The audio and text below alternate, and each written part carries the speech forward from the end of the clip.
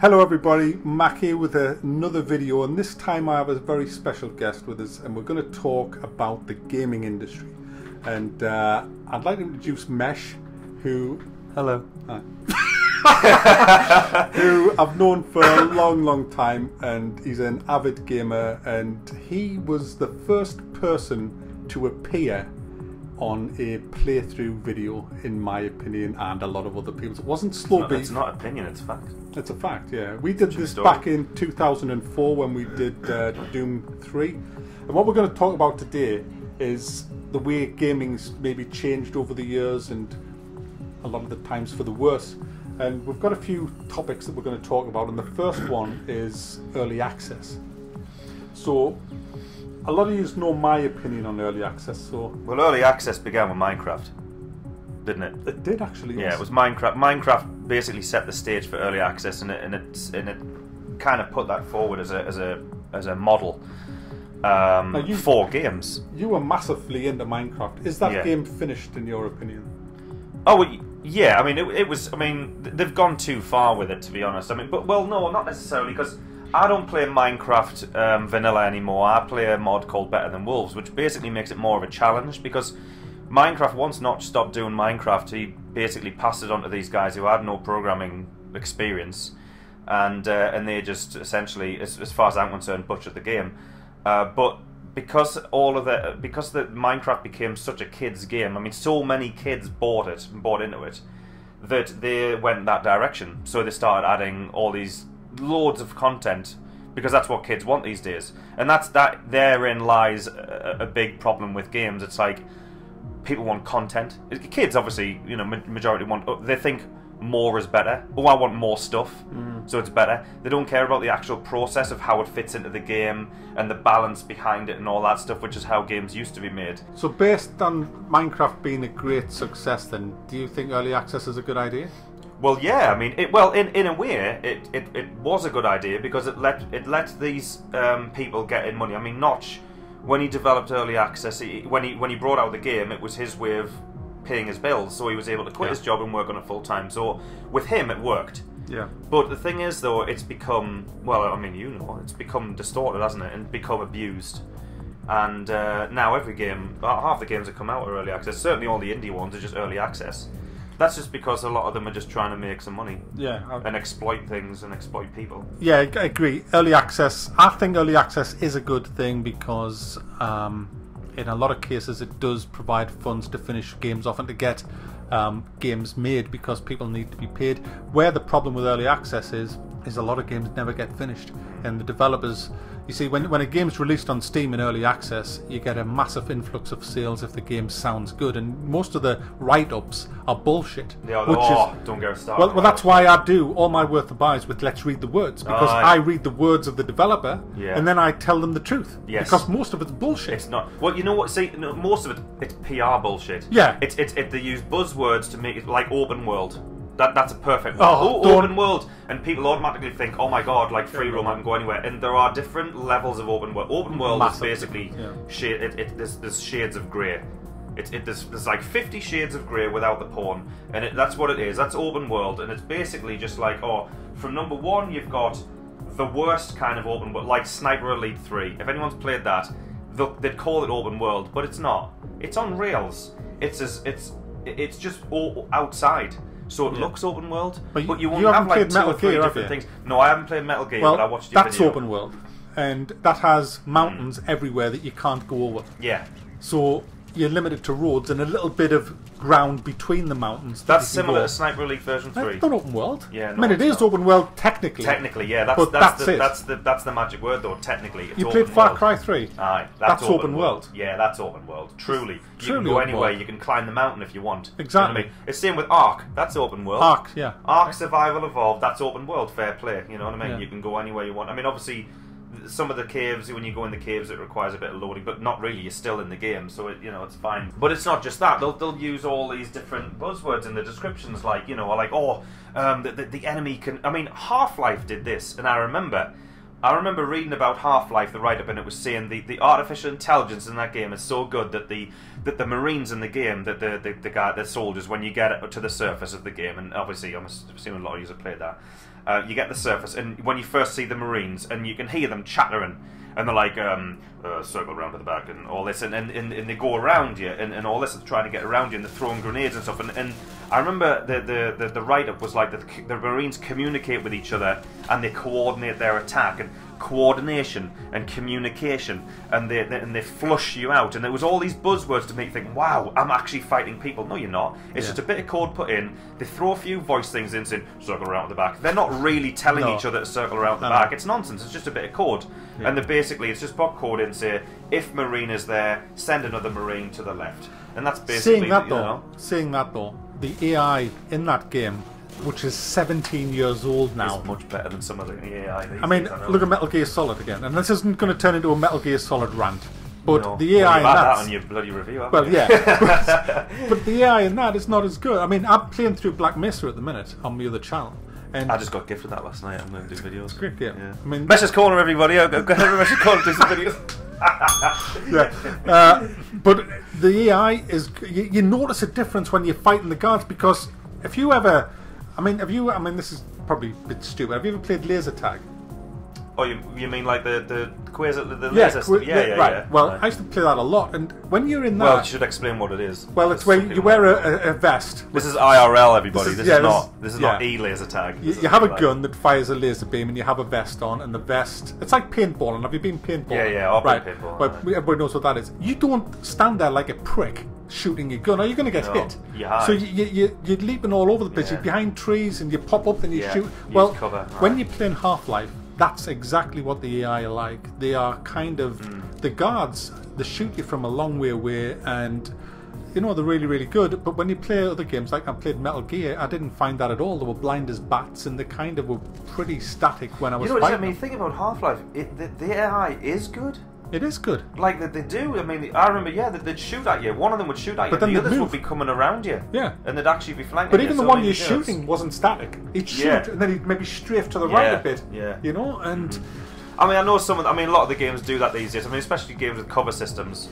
I mean, I'm not even going to list all the games with cover systems. There's a lot of them, and you know. I think they all do. GTA 5 has a cover system. You know what I mean? Metal Gear does. And they got. I mean, GTA, for instance, take that. I mean, you can. I mean, the guys obviously they'll hide behind the cars and they'll pop up, but they don't generally move. Once they're in a place, they won't move anywhere. And it's things like that. And, it is. But that's the extent that it goes these days. Anyway, getting back to early access. Yeah. And we were talking about the descriptions, the lies, the PR lies that they put in. Well, the thing is, it can be construed as not being lies, but it's exaggeration. It's designed to trick you into imagining the game to be better than it is, and it uses these buzzwords to do it, like in Half-Life thing, coordination, communication. They're not really doing that. It's just the illusion. That's what it is. A great one I did the other day was Warhammer Regicide. Now, I'll read to you the paragraph that explains what this game is, and it's chess. It's just basically chess with Warhammer pieces on it, where you can fire guns. It says, Warhammer 40,000 Regicide is a brutal take on one of the greatest turn-based strategy games of all time. Doesn't mention chess, because that would put everybody off. Yes. So, well, let's not talk about chess. Read the whole paragraph. And it says, Regicide fuses multiple phases of gameplay, in other words, your turns, with dynamic action. Maneuver your army into place and unleash a devastating array of tactical abilities to crush your enemies. Yeah. So there you go, right there. This is what I'm talking about, buzzwords. You've got Regicide is a brutal take on one of the greatest fun turn-based. I mean, chess is turn-based. Yeah. But, you don't say chess. Strategy games of all time. Regicide fuses multiple phases of gameplay with dynamic action. Maneuver your army into place to unleash a devastating array of tactical abilities to crush your enemies. It's all about the buzzwords and about all the, I don't know the actual name for these things. Are they adjectives or verbs? I don't even know. I never learned that. Lies. I'm terrible. It's lies. it's the lies. Yeah. And that's exactly what we're talking about. And then people buy into this, and they get people that are gullible and susceptible, and they kind of think, "Oh, this game is and then it gets, and then before you know it, it has how many positive reviews? It has 761 very positive reviews. That's total. Mouse over. 81% of the reviews is positive. So, and it's a shit game, unfortunately. It's just... But the thing is, I mean, certain people would like. I mean, certain people. If you said chess, certain people chess with monsters, then you know people might like it. Yeah. Getting back on topic of early access, though, I think that. See, here comes the early access police. I think it's now at a stage where I loathe early access. I loved it at first. I supported early access. I mean, I talked to a lot of developers who were doing early access games. They asked me if I'll do their games. I mean, I get sent games all the time, and I just refuse to do them now because I don't have faith that they're ever going to get finished. Yeah. Because Rust's still in early access. I know. Well, that's another thing. It's like if you support early access, you feel personally, like just annoyed. I feel annoyed. I mean, I support a game called Castle Story, and this was about 2 years ago, and it is still at the same stage. Yeah. And you can see it with so many different games. Well, that brings us on to survival games, because early access goes perfect with survival games, because nearly all early access games are survival games. Steam is absolutely full. It's a saturated market. And do you know something? Most of them are shit. Yeah. They're just absolute shit. I mean, I've reviewed a lot of them, and I'm struggling to think of 5 really good ones out of the 38 on my playlist that are all Open up the playlist. survival games. It's 36 rather. It is. I mean, you've got loads of them. I mean, you've got 7 Days to Die. You've got Ark Survival Evolved. You've got Rust. You've got Stranded Deep. You've got Subnautica. Is that one of them? Subnautica. I've not played it, but it looks similar. And one of the new ones, this Imperium Galactic Survival, that's going to be good. That's a pretty good one. But you've got stuff like Miscreated, which is garbage. Reign of Kings. H1Z1. H1Z1 was dreadful. Fifth Day. Oh, that was terrible. Yeah. Life is Feudal. Didn't like it. Life is Feudal. Oh, Life is Feudal. Gary's Incident. Oh my. That was just horrific. One of the reasons I made Worth a Buy is because I got fed up of all these games that just going under the radar and just getting out there, and people on Steam reviewing them and saying stuff like, for a shit game, would get shot again, 10 out of 10. Oh, yeah. You know what I mean? And bumping it up, and people come along and they'll just say, oh, wow, it's had 700 thumbs up. I'll buy it. It's because they're trolling. And they think they're cool because they're trolling, but they're just ruining the system. It's not, you know, and they're taking the piss out of the game. But what they don't realise is that they're bringing the guy more money, basically. So it's just a stupid practice. But it just comes under fanboys, though. I mean, if you look at fanboys, I mean, when I talk about fanboys, I don't mean people who are fans of a game. I mean, I'm a fanboy of certain games, if that's the case. What I kind of class as a fanboy is somebody who, regardless of how bad the game is, so brainwashed. They will just believe the hype. They believe all the adverts they see on TV or on YouTube or wherever. If a tuber's paid, because you know while we're talking about fanboys, let's talk about sellouts as well. There's a lot of YouTubers paid to actually do a good review or to stream a game and to pretend that it's good. I mean, you know when H1Z1 came out, I watched 2 streamers and they were taken to, is it Sony? They were taken to actually Sony's headquarters to do these streams before anybody else had the game, and they were virtually masturbating over running somebody over in a car on a bridge. Yeah. And they thought it was so funny that they were just in hysterics for ages, and it wasn't even, you know, it was just kind of this is how amazingly great this game is. Lots of smiles. You could tell they'd been briefed to make everything exciting, smile, laugh, keep saying how great this is. Act American. But controversial. Yeah. But yeah, basically act over the top. So people will buy it. Yeah. Oh, my favourite streamer's loving this game. I'm buying it. Yeah. And yeah, exactly. They exploit their fans. That's basically what we're saying. And that's what they're doing. They exploit the fan to make a quick buck. I mean, can you talk about that? You've been offered money to review games? To basically make it a favourable review? This happens. This actually happens. This isn't some conspiracy theory that 2 crackpot old men are thinking of. This actually happens. Oh yeah. And don't think that some of the big names don't do it either. And you know what I'm talking about. And you know what website I'm talking about as well, or some websites. Yeah, I was going to say website. Websites. Yeah. There's a few of them. I mean, on the subject of that, Mad Max, which is a terrific game. It's the best console port I've ever played. It's the best console game I've ever played, and I haven't played a lot of them, but it's the best I've ever That's played. saying something. And that's saying Mack something. does not like console ports. And it's got neither that do I. shitty dumbed down combat that I loathe with a passion, Right. but it works in Mad Max. And it's the only game, to be honest, that it does work in. But it's the same as all the others. And that came out the same day How as much Metal did they Gear pay you to Solid. say that? It came out, it came out a bag of strawberry listens. It came out the same day as Metal Gear Solid. Now a lot of people, now this is only my opinion, pure speculation, but it just seems odd that Mad Max, being such a good game that it is, got raped in the reviews of the big channels and the big review sites.